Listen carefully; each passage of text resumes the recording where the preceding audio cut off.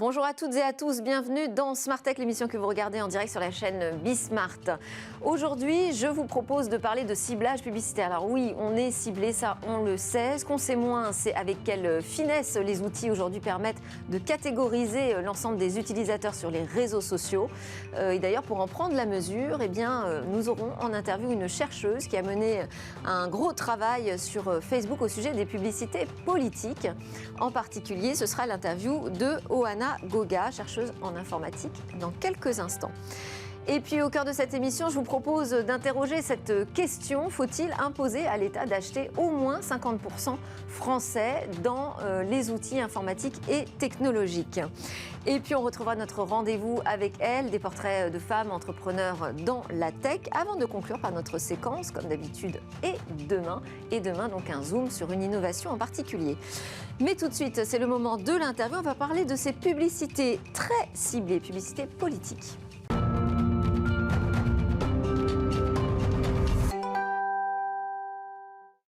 Délivrer des messages publicitaires sur mesure grâce à un ciblage affiné selon plus de 250 000 critères définissant très précisément des catégories de personnes captives sur Facebook. Imaginez le potentiel que cela représente en termes d'impact et d'influence, d'autant plus quand il s'agit de publicité politique. Bonjour Oana Goga, merci beaucoup d'être connectée avec nous.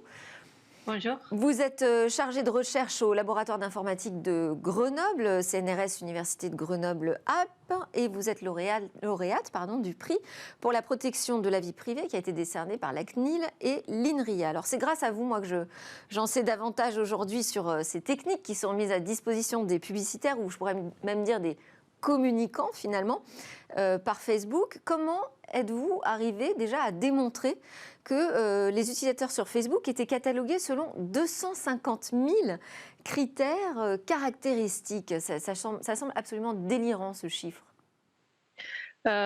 Oui, alors quand on est un publicitaire, on peut chercher dans l'interface web donnée quels sont les critères sur lesquels on peut cibler les utilisateurs, et on a fait une recherche pas totalement exhaustive, mais on a fait une recherche avec plein de mots-clés, et on a vu que ça existait au moins en 2018 plus de 250 000 critères pour cibler les utilisateurs.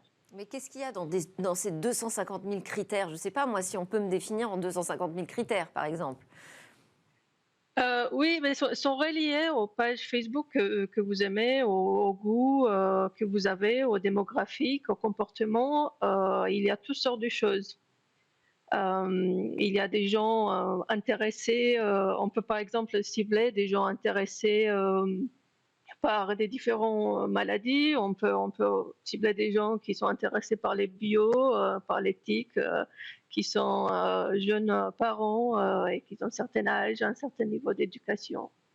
Ce sont des catégories très précises des utilisateurs qu'on arrive à cibler. Donc c'est à partir des centres d'intérêt et de ce que l'on regarde, ce qu'on voit passer sur Facebook? Oui, cet intérêt sont inférés à partir de ce qu'on regarde sur Facebook, ce qu'on clique, ce qu'on commente et tout ça. Et vous n'avez pas constaté justement que ces critères pouvaient être nourris aussi de navigation en dehors du réseau social? Alors, ce qu'on a regardé, c'est en fait Facebook, il traque les gens aussi en dehors des réseaux sociaux, et ils utilisent ces données dans leur ciblage. Maintenant, à part des ciblages qui donnent accès aux publicitaires, Facebook aussi, ils font leur propre ciblage. Ils ont leur propre algorithme pour optimiser même plus qu'ils vont voir une certaine publicité, et c'est plutôt dans cet algorithme qu'ils utilisent qu'ils utilisent aussi cette information des autres sites web que Facebook. Et cet algorithme récupère des données que vous qualifiez sensibles, très sensibles même parfois. Oui, ben, il peut regarder la plupart de nos histoires de browsing sur l'Internet. Alors, pour le découvrir, vous avez vous-même développé un outil qui s'appelle Ad Analyst. C'est une extension en fait que vous avez demandé à des volontaires d'installer sur leur navigateur pour surveiller comment réagissait l'algorithme de Facebook. Expliquez-nous la démarche. Alors, le problème que les chercheurs ils ont en ce moment, c'est que nous, on n'a pas accès aux données. Oui, c'est Facebook qui sait qui voit quelle publicité et à qui envoyer quelle publicité, mais comme chercheur extérieur ou comme journaliste ou comme des sociétés civiles, on n'a pas accès aux données. Alors, ce qu'on a voulu, c'est d'avoir un software qui peut nous donner accès à ces données. Et la façon dont on l'a fait, c'est que c'est un software qui facilite les dons des données, qu'on demande aux volontaires de l'installer, et comme ça, ils nous envoient les publicités qu'ils ont vues sur Facebook. Ça nous a permis de voir qu'il y a plein de publicités politiques qui n'étaient pas déclarées politiques sur Facebook. Alors oui, vous vous êtes intéressé plus particulièrement à comment ce ciblage pouvait être utilisé pour la publicité politique, parce que ce sont des enjeux, on le comprend bien, Ouais. majeurs, très importants pour la société, les démocraties en particulier. Ils ont accès, les communicants politiques ont accès exactement aux mêmes outils, à l'ensemble de la palette d'outils hyper avancés de Facebook que les publicitaires traditionnels de produits commerciaux. Oui, c'est exactement le cas. C'était le cas pendant plusieurs années. Maintenant, il y a quelques petites restrictions. Par exemple, comme publicitaire commercial, on peut envoyer des publicités dans d'autres pays. Mais comme publicitaire politique, on a le droit d'envoyer des publicités que dans les pays où on habite. Oui. Ça, c'est une des restrictions. Mais en ce qui consiste les ciblages, c'est plus ou moins tous les paramètres qu'on a, on peut utiliser aussi dans les ciblages politiques.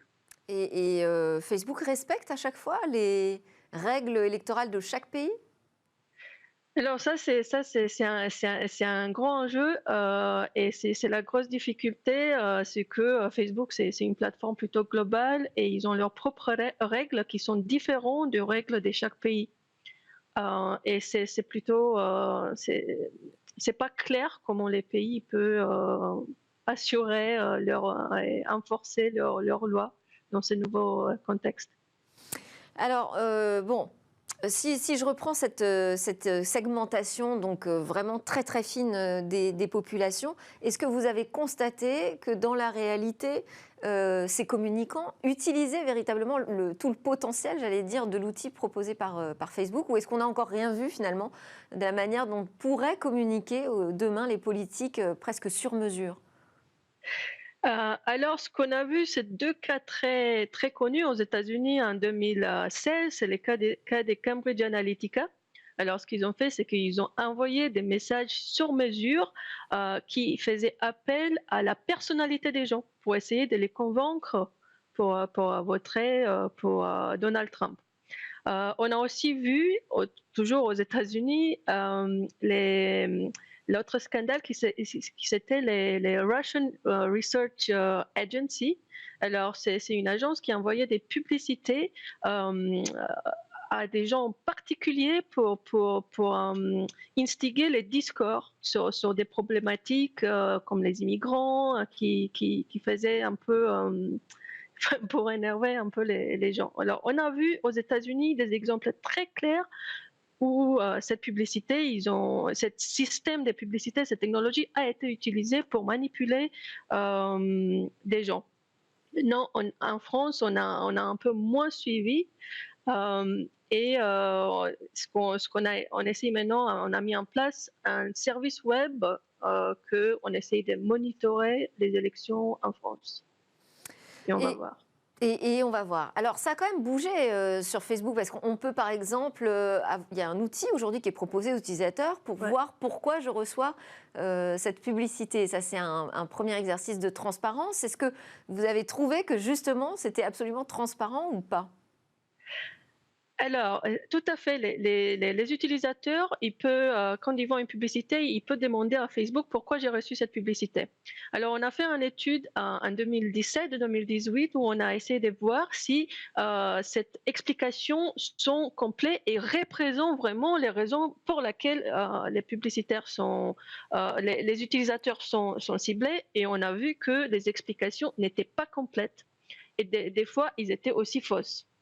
Alors, on a parlé de ça avec Facebook et ils ont ils ont changé ça, ils ont mis un nouveau mécanisme de transparence qui a l'air, à ce moment, plus complète. Ah, donc vos travaux ont déjà un premier impact. Bon, ça, c'est une excellente nouvelle. En Europe, la Commission européenne, elle a présenté une proposition de règlement qui s'attaque justement au ciblage publicitaire à des fins politiques. Ça veut dire qu'on pourrait imaginer très rapidement, très rapidement, non, d'ici 2024, donc les élections françaises seront passées malheureusement, mais des labels en fait de transparence qui seraient donc plus complets que pourquoi jouer à cette publicité, des conditions strictes aussi sur le ciblage et l'amplification, des amendes en cas d'infraction. Est-ce que vous avez pu vous rapprocher de la Commission européenne, voir si c'était suffisant aussi pour mieux contrôler ces ciblages publicitaires? Oui, j'étais invitée dans des discussions pour discuter comment on peut réguler les publicités politiques dans les European Democracy Action Plan. Et ça semble que la Commission européenne, ils sont très ouverts à mettre plus des requêtes de transparence aux grandes plateformes. Ça va dans la bonne direction. Maintenant, on a une, une problématique qui pose un peu des problèmes, c'est la définition des publicités politiques. Parce que quand on a des règles, on a besoin aussi de bien définir à qui s'applique cette règle. Et ce que c'est une publicité politique, c'est un peu discutable et subjectif. Et c'est un peu ça, la problème de vraiment implémenter cette règle. Et sans compter qu'il y a des publicités politiques qui avancent très masquées. Donc, qu'en est-il des actions qu'on pourra avoir vis-à-vis de ces pubs masquées? Voilà, bon, donc le sujet n'est pas clos. Je trouve que ça rejoint assez bien aussi les travaux de l'INRIA avec Benoît Rothenburg qui était venu nous parler de la nécessité d'auditer les algorithmes. Finalement, c'est le travail que vous avez effectué sur les pubs politiques sur Facebook. Merci beaucoup, Oana Goga, pour ces travaux et ce partage. Vous êtes chargée de recherche au CNRS, je le rappelle. À suivre dans Smart Tech, on va poser la question de certains quotas qu'on pourrait imposer à l'État pour acheter ces technologies en France ou en Europe. Alors, technologie, services numériques, faut-il imposer à l'État d'acheter 50% français au minimum? On en parle avec Alain Garnier, président de Jamespot, qui fournit des outils de communication et de collaboration en entreprise. Mais vous êtes surtout ici parce que vous êtes porte-parole du collectif Play France Digital. J'ai vu le slogan, c'était « Unis pour une Europe leader en numérique, la France en tête ». Mais oui. Eh oui, bien sûr, vous prêchez pour notre paroisse. Et depuis septembre dernier, le collectif a été rejoint par Luc Breton et son initiative Club IT 50+. Et Luc Breton, eh bien, c'est notre autre invité. Bonjour. Bonjour, donc entrepreneur, président de NextGen qui organise l'événement The NextGen Entreprise Summit sur les nouvelles formes de management et d'organisation. Donc membre du collectif IT 50+, 50+, j'imagine. Oui, IT 50+, c'est l'idée non, vous le dites en français, très bien. De flécher 50% des dépenses IT vers des acteurs français et européens. Voilà, et vous avez déjà 300 dirigeants qui se sont engagés dans cette direction? Tous les jours un petit peu plus. D'ailleurs, je fais un appel à tous ceux qui le souhaitent pour signer la charte IT 50+, qui est la même que celle de nos amis de Play France, qui vise à flécher ces investissements IT dans un délai raisonnable. On peut se donner 3 ans pour faire ça. Ouais. Mais parce qu'il y a des appels d'offres en cours, on n'est pas dupe de ça. Mais l'important, c'est la direction, c'est la dérivée pour enclencher et impacter le réel tout de suite. Puisque les politiques, il y a une certaine inertie, il faut passer par des lois, c'est assez délicat, ça prend du temps. Les entrepreneurs, ils peuvent agir tout de suite, les décideurs, ils peuvent agir tout de suite, et donc c'est ce qu'on propose d'impacter le réel dès maintenant, pour promouvoir l'émergence de champions français et européens du numérique, parce qu'on est le seul continent à ne pas avoir fait. Sur les 300 dirigeants qui se sont engagés, est-ce qu'il y a eu déjà des premières entreprises qui ont vraiment concrétisé cet engagement ? Ah bien sûr, donc les entrepreneurs qui se sont engagés dans le collectif IT 50+, ont décidé en comité de direction de signer cette charte.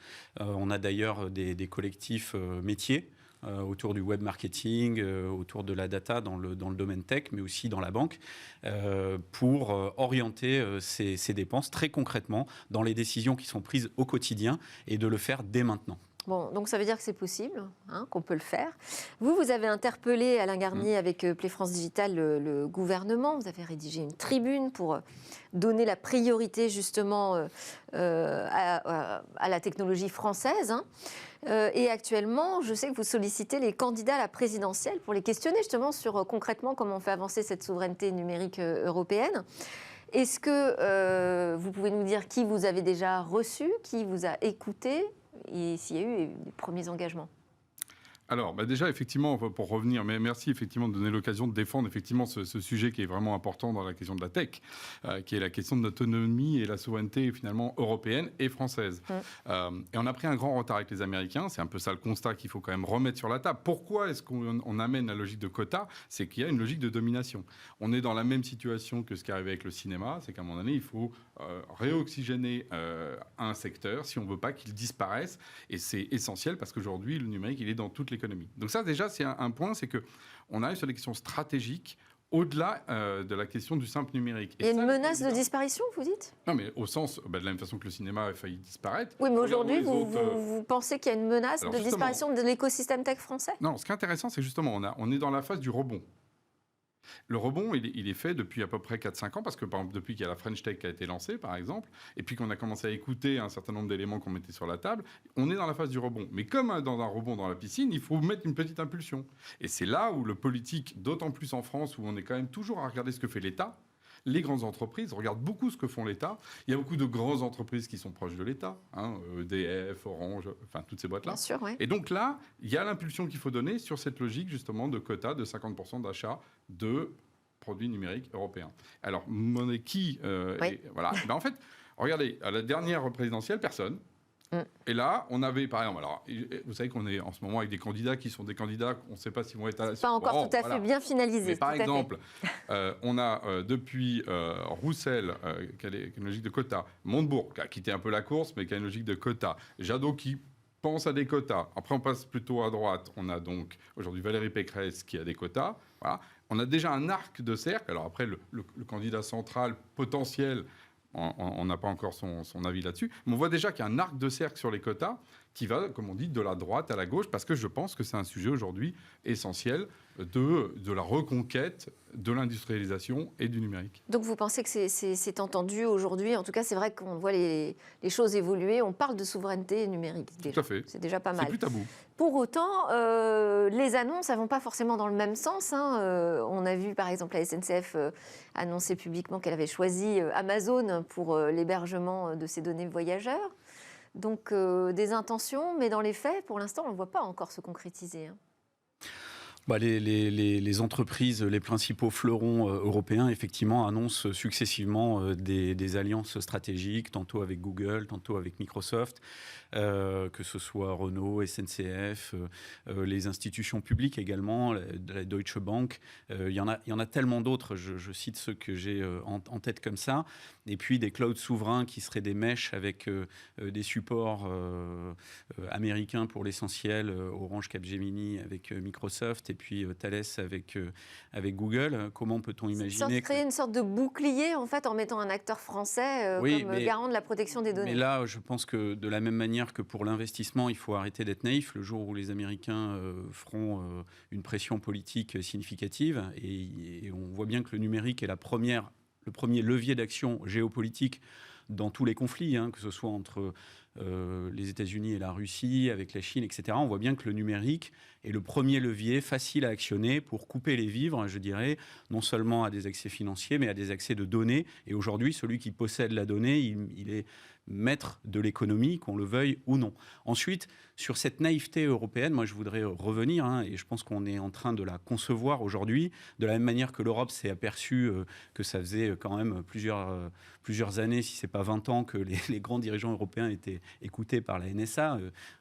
L'Europe a fait sa vierge effarouchée à ce moment-là. C'était assez rigolo de le voir. C'était quand même une pièce de théâtre. Eh bien, de la même manière, les Chinois, par exemple, ont refusé depuis toujours des clouds américains ou européens sur leur sol, sur leur marché en tout cas, pour des raisons de sécurité qui sont légitime, a priori, en tout cas ça s'entend. De la même manière, les Américains ont lancé le Small Business Act depuis très longtemps pour promouvoir un écosystème diversifié. Le crédit d'impôt dans des pays comme le Japon pour inciter, avec des déductions fiscales sur l'IS, à investir sur des logiciels américains. Donc finalement, tous les leviers qui permettraient à l'Europe de promouvoir ses champions européens, et à commencer par la France, qui peut le faire à son niveau, au niveau de l'État français. On peut le faire tout de suite. Moi, j'appelle ça de la naïveté et un manque de courage. Nous n'avons pas actionné ce que les autres grandes puissances du monde ont fait depuis bien longtemps. Et qu'est-ce que l'on attend pour le faire ? On peut aussi parler... On pourrait peut-être vous répondre, c'est du pragmatisme. Enfin, je sais pas, la SNCF, par exemple, si je reprends cet exemple-là, a dit, moi, j'ai audité tout un tas de solutions, j'ai pris celui qui répondait le mieux à mes besoins. Oui, la BPI a dit la même chose, mais c'est quand même très contestable, parce qu'aujourd'hui, moi je prétends en tout cas, pour avoir été un expert de ces sujets techniques pendant des années, je rappelle que j'étais le patron de l'innovation produits et services du groupe Orange pendant plus de 6 ans, je voyais ces sujets-là technologiques de très très près.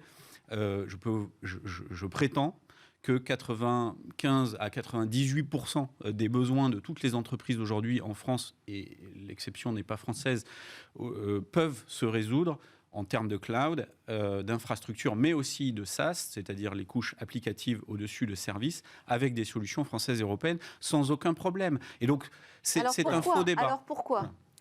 Alors, mais pourquoi ? Parce que déjà, il faut voir qu'on est dans une situation. C'est-à-dire que la situation, c'est que la domination des GAFAM, elle vient des autoroutes de l'information, qui est une vision stratégique des années 90. Donc là, je rappelle qu'on est en 2022, je crois. Donc ça nous fait 30 ans. Donc 30 ans plus tard, les États-Unis ont simplement les fruits de ce qu'ils ont planté. Ouais. Ce qui a vraiment changé là, récemment, moi je dirais, il y a 3 éléments qui ont changé pour moi. Ils sont vraiment structurels. Le premier, c'est le fait que, justement, il y a des alternatives et les acteurs de la tech sont justement très puissants. Et de manière très concrète, on les voit maintenant dans les marques. B2C, Doctolib, par exemple, ou Mano, c'est des marques qui sont bien connues. En B2B, plutôt pour les entreprises, si on prend notre exemple, nous, Genspot, on est déployé à la CNAM, 100 000 utilisateurs. Avant, on disait, non, les Français, ils n'ont pas la taille de tenir ce genre de choses. Voilà, nous, on tient 100 000 utilisateurs tous les jours. Bon. Et troisième chose, c'est qu'il y a aussi un souhait, un désir de relocalisation. Hier, justement, est sortie une étude d'Ipsos sur cette question-là. 86% des Français pensent que l'État doit acheter au moins 50% justement des actifs. Oui, non, mais on peut en avoir envie, l'intention. Ah non, mais c'était pas le cas avant. Passage à l'action. Et alors, quatrième point qui a changé, c'est la possibilité. C'est-à-dire que jusqu'à présent, on nous disait c'est pas possible, il n'y a pas de solution, etc.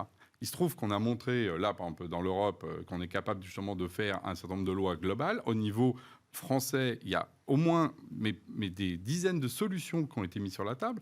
Par exemple, mettre en place des objectifs, par exemple, être sous la logique nationale, c'est-à-dire qu'il y a la défense nationale. Par exemple, la question de ce qu'on appelle les certificats blancs, qui est une solution justement qu'on a mis en place pour l'écologie. Aujourd'hui, pour une maison, par exemple, on peut l'isoler, et donc ça crée une distorsion pour aider les gens qui vont isoler. C'est pas illégal. Et pourtant, c'est en dehors, ça joue sur les données du marché. C'est la même chose sur l'action du numérique. Donc en plus, aujourd'hui, on a la possibilité. Et c'est ça qui explique pourquoi les candidats s'intéressent aussi maintenant au sujet. Si vous regardez, c'est possible, il y a des acteurs, et les Français le veulent. 86% des Français veulent d'ailleurs que les candidats mettent ça dans leur programme. S'ils ne le mettent pas, 86% des Français sont, entre guillemets, non pas contre eux, mais en tout cas, trouvent qu'ils n'ont pas été dans le bon sens. Et c'est là où on voit un mouvement général. Puis accessoirement, ce sont quand même nos impôts. On a le droit de décider vers quoi on les oriente, qu'est-ce qu'on favorise.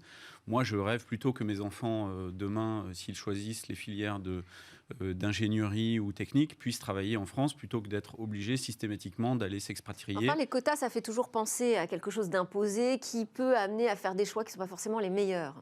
D'où la question, par exemple, des certificats blancs. Parce que les certificats blancs, ce qui est vraiment intéressant, c'est que ce n'est pas un modèle de quota bête et méchant. C'est le fait qu'on délègue à chaque opérateur de choisir là où il va aller justement investir. Parce que si on prend, par exemple, à nouveau les fameuses alternatives, on vient souvent à dire « Ah oui, on ne va pas faire comme ce que faisait Bull à l'époque. Alors voilà, l'État achetait Bull et puis on avait de la mauvaise qualité. » Très bien. Déjà, Bull a pas mal changé. Mais aujourd'hui, par exemple, si on prend dans notre segment de la collaboration, qui est un des points clés, les éditions bureautiques en ligne, etc. Les outils collaboratifs. Les outils collaboratifs. On a fait un collectif, d'ailleurs, qui est aussi rattaché à Play France, qui s'appelle les Fab 8, parce qu'on est 8. Il y a 8 acteurs aujourd'hui français qui peuvent être des alternatives aux outils américains. 8. Donc, en fait, il y a une concurrence de marché. Justement, du coup, qu'est-ce qui se passe? C'est qu'on est à la fois... On en reçoit dans Smartech. Hein. Oui, bien. Le sujet, c'est pas de donner des subventions et c'est pas d'éteindre la concurrence. Au contraire, c'est d'augmenter la concurrence. Et on ne dit pas 100% du budget, mais 50%, c'est quand même pas... Et alors, la commande publique, c'est un symbole. C'est parce que ça permet à l'État de montrer l'exemple, mais c'est aussi... c'est plus un gros carnet de commandes. Mais bien sûr. Ça représenterait quoi à peu près pour l'économie française? Vous l'avez chiffré, ça? Moi, ce que je peux vous dire, c'est que si les grands comptes en France, qui représentent quelque chose de significatif, qui est comparable à l'administration publique, investissaient 0,01% de ces budgets vers des petits acteurs innovants, on créerait mécaniquement plusieurs dizaines de licornes et un certain nombre de titans. Puisque on se glorifie d'avoir créé 25 ou 26 licornes, c'est formidable.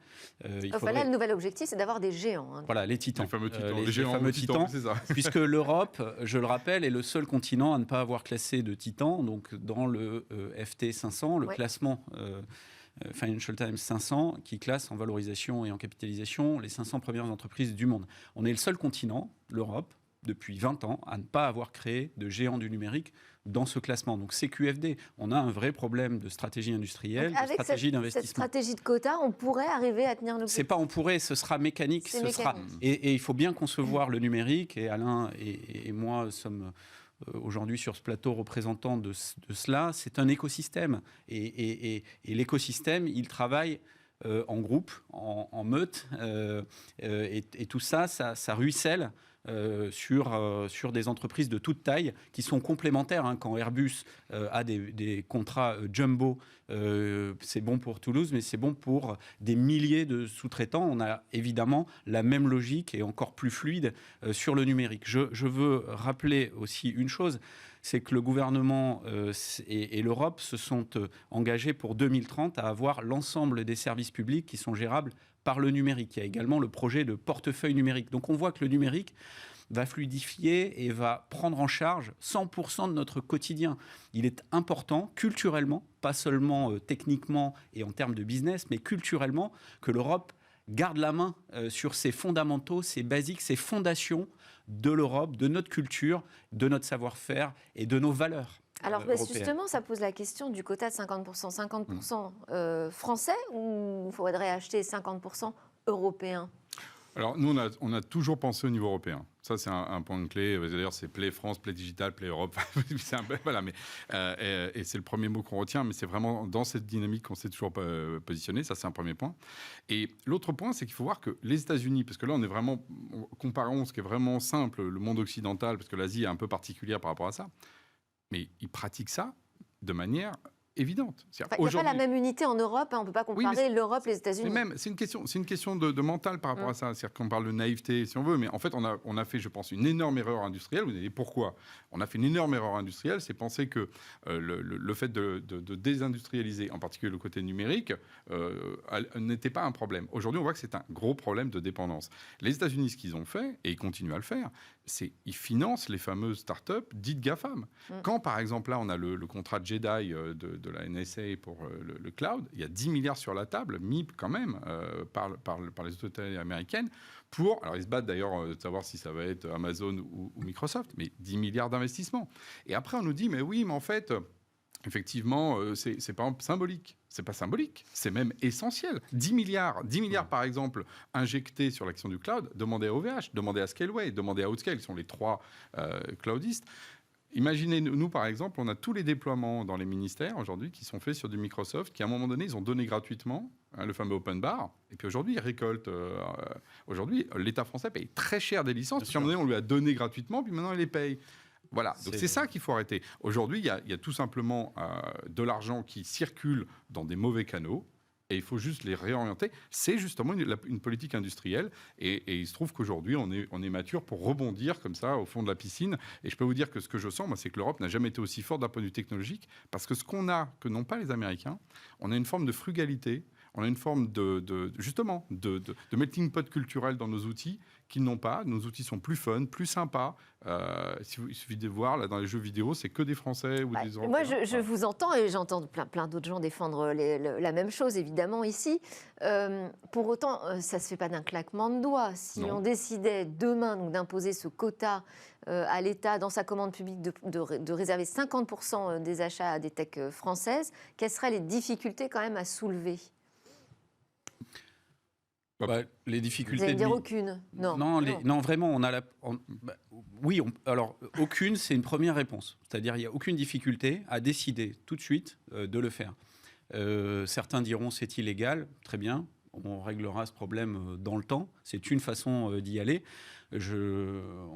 Ça, pour l'État, c'est compliqué de dire non, ça. pas vraiment, puisque... il est en illégalité plein de fois, l'État. L'État en illégalité, par exemple, sur le déploiement, par exemple, des logements sociaux. L'État est en illégalité sur le déploiement écologique. Et d'une certaine manière, il s'accommode parfois, justement, du temps long par rapport à ça. Je pense que ça, c'est un faux sujet. C'est d'où la question de la volonté politique. Quand on a la volonté politique, il y a des moyens aujourd'hui techniques pour le faire. Les difficultés, elles sont où ? Elles sont effectivement, dans un moment donné, un changement de mentalité par rapport à une certaine facilité aujourd'hui à dire j'ai choisi le numéro 1 mondial, donc je ne peux pas me tromper, donc je ne prends pas de risque. Oui, là, il y a la difficulté. Elle est là, la difficulté. Mais c'est à ça que c'est, en l'occurrence, d'où le débat d'aujourd'hui. La difficulté, c'est la prise de risque. C'est la prise de risque. Et celle-là, si l'État ne montre pas l'exemple... c'est là où c'est paradoxal. L'État qui est aujourd'hui extrêmement... Il pousse justement les entrepreneurs à prendre des risques, à travers les licornes, etc. Mais lui aussi devrait prendre des risques et en particulier assumer son rôle autour de l'aspect industriel. C'est à ça qu'on les amène, tout simplement. Privacy Shield et Safe Harbor ont été des dispositions américaines spécifiques en Europe qui étaient illégales du point de vue du droit européen, qui ont perduré pendant des années, qui ont été invalidées. Donc il n'y a pas de problème à vivre avec des choses qui paraissent au premier aspect illégales. Ensuite, l'État et le politique, il est là pour prendre des positions courageuses. Et c'est à peu près tout ce qui lui reste, puisqu'il est par ailleurs très endetté. Il a des capacités d'action quand même assez lentes dans ses prises de position et de décision. Et puis, pour revenir au sujet de tout à l'heure, oui, la maille, elle est européenne. Pourquoi ? Moi, je le vois tous les jours. Dans le groupe Mandarina auquel j'appartiens, il y a 2 sociétés de software, Talkspirit et Holaspirit. Ils ont 1000 clients, plus de 1000 clients à eux deux. Plus de 50% sont européens, donc est vraiment européen. Il y a évidemment des clients dans la plaque Amérique et Asie, mais ça reste marginal. Je pense qu'on a en Europe le premier marché en valeur de la tech. C'est pour ça que finalement les Asiatiques et les Américains sont hyper intéressés par l'Europe. C'est un marché de conquête formidable. Les Américains, depuis toujours, on le sait, il y a un livre blanc de la Commission européenne que je vous invite à lire qui a montré que les grands acteurs de la tech américaine procédaient par des prix plus bas que le marché. On parle de dumping sans le nommer depuis longtemps. Ça, c'est un argument aussi. Pour prendre des positions. Si on est plus cher, si on est beaucoup plus cher. Non, et alors ça, donc pour prendre des positions et ensuite relever les prix ou activer des clauses de maintenance. Oui. Donc il y a une dépendance incroyable. Le SIGREF l'a dénoncé, absolument. L'Institut Genève Plus l'a dénoncé depuis des années. On le sait, tout ça, on a ce retour d'expérience. Donc arrêtons d'être naïfs et agissons dès maintenant. Oui, parce que si on regarde sur ces questions-là, il y a également les fameux GAFA, mais qui sont dominants sur ces questions-là de la collaboration, ont aujourd'hui, par exemple, des procédures anticoncurrentielles qui sont passées sur le territoire français, sur le territoire européen. Nextcloud, par exemple, notre homologue allemand a lancé une plainte. Slack l'avait fait, qui est également un Américain. Donc, il faut voir aussi qu'on vit dans un régime de droit, parce qu'on est arrivé sur ce terrain-là, dans lequel aujourd'hui on a des acteurs qui justement bafouent le droit. Bon, et là, ce que nous on dit simplement, c'est qu'il faut justement revenir à quelque chose de positif en termes industriels, positif en termes culturels, qui va recréer aussi des emplois, recréer aussi un imaginaire positif européen. Parce que ce vivre dominé, quand on a 76% aujourd'hui des achats logiciels français qui sont américains, quand on dit la bataille du cloud est perdue, voilà, il y a des gens qui disent ça, comment est-ce qu'on peut se projeter avec nos enfants ? Alors qu'à l'inverse, on a justement les capacités immédiates de faire changer les choses. Ça tombe bien, il y a une présidentielle qui arrive. C'est ce que j'allais dire. Mais oui, c'est pour ça que nos candidats, et ça tombe bien, 86% des Français sont d'accord avec nous. Vous avez pu défendre votre point de vue. Merci beaucoup à tous les deux. Alain Garnier, porte-parole de Play France Digital et président de Jamespot, et Luc Breton, entrepreneur, président de NextGen, membre du collectif IT 50+. Merci beaucoup pour vos arguments. On se retrouve juste après la pause. On va parler de Gaëlle Hague, portrait d'une femme tech entrepreneur.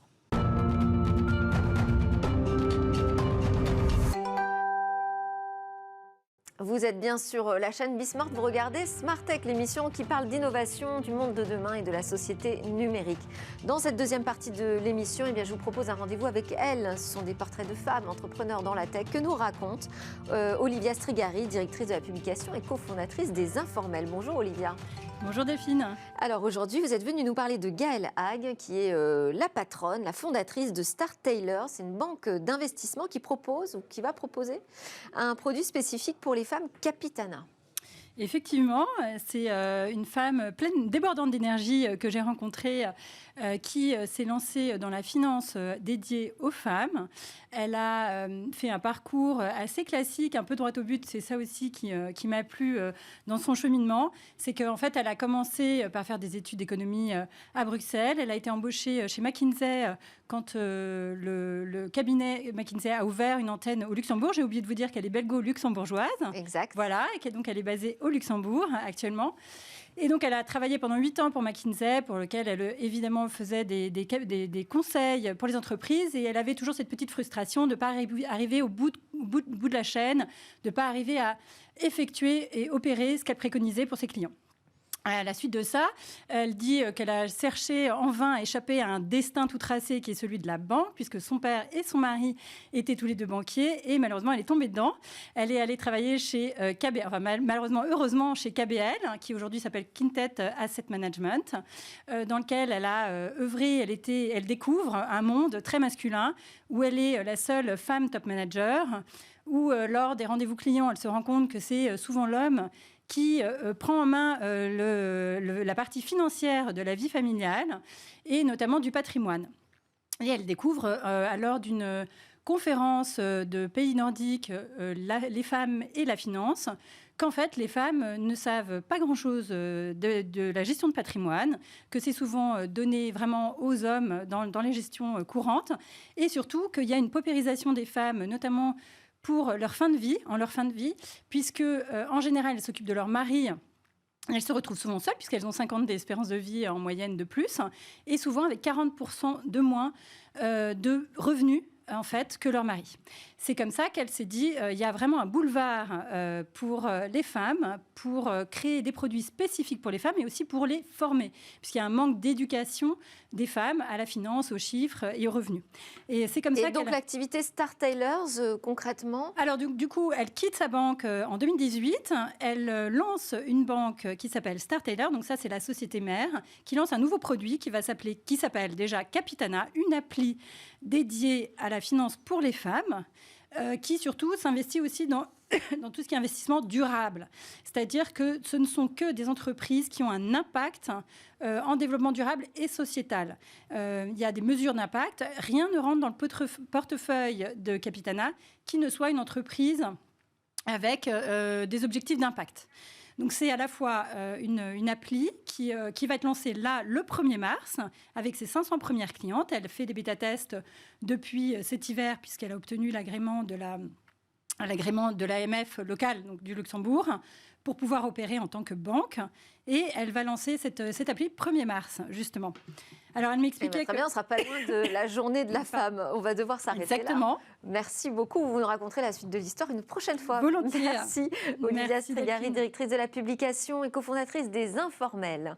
Tout de suite, dans Smart Tech, à suivre notre séquence Et demain.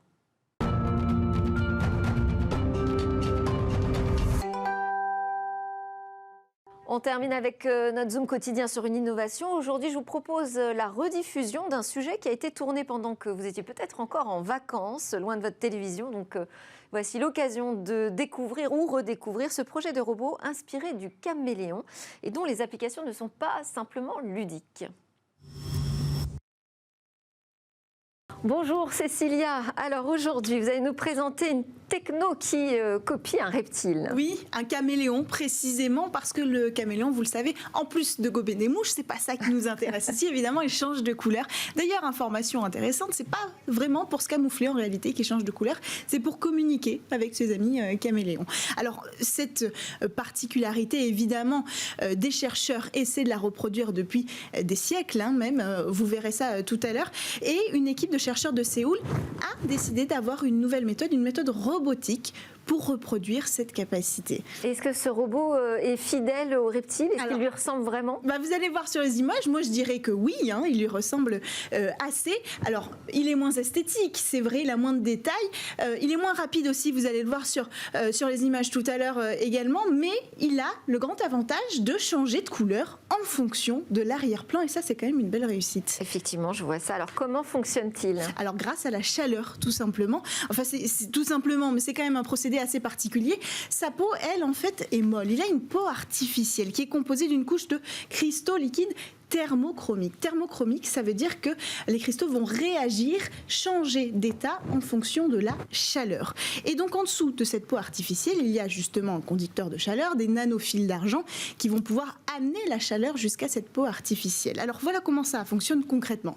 D'après un membre de l'équipe de recherche qui a été interviewé, il faut le dire, par l'équipe de Sciences et Avenir qui nous a apporté ces éléments intéressants, il y a des capteurs sous le caméléon qui identifient l'arrière-plan sur lequel il passe. Il y a à l'intérieur aussi une carte électronique qui le fait fonctionner. Et donc, quand le caméléon passe sur un arrière-plan de couleur, la fréquence est enregistrée, la lumière est transformée en fréquence de couleur. Cette fréquence de couleur est transformée en température précise et cette température est envoyée électriquement via les nanofils d'argent qui vont ainsi transformer les cristaux thermochromiques. Et le plus impressionnant, vous le voyez sur les images, c'est que tout ça, ça se fait en temps réel grâce au système qui est à l'intérieur de ce robot caméléon. Qu'est-ce qui manque pour parfaire la techno? Alors il faudrait encore un petit peu peaufiner au niveau des températures. Pour l'instant, la tranche de température accessible est assez limitée. On est vraiment sur le rouge, vert, bleu. Et pour que ce soit efficace, il faudra aussi que ça fonctionne avec des températures qui sont froides, donc les nuances, tout simplement. Bon, très rapidement, on va nous dire à quoi sert cette innovation. Alors évidemment, le secteur militaire est très intéressé par cette innovation. Depuis 1800, ce secteur-là s'intéresse à ces innovations pour le camouflage et pour identifier le camouflage des autres. Et la robotique, évidemment, imaginez demain un robot humanoïde qui pourra avoir une peau artificielle comme celle-là pour réagir, pourquoi pas, à un joli compliment. Pour rougir. Pour rougir, oui. Merci Cécilia Sévry. Et voilà, c'est Smart Tech qui se termine, mais qui se rouvre à nouveau, une nouvelle page de discussion sur la tech dès demain. En attendant, je vous souhaite une excellente journée.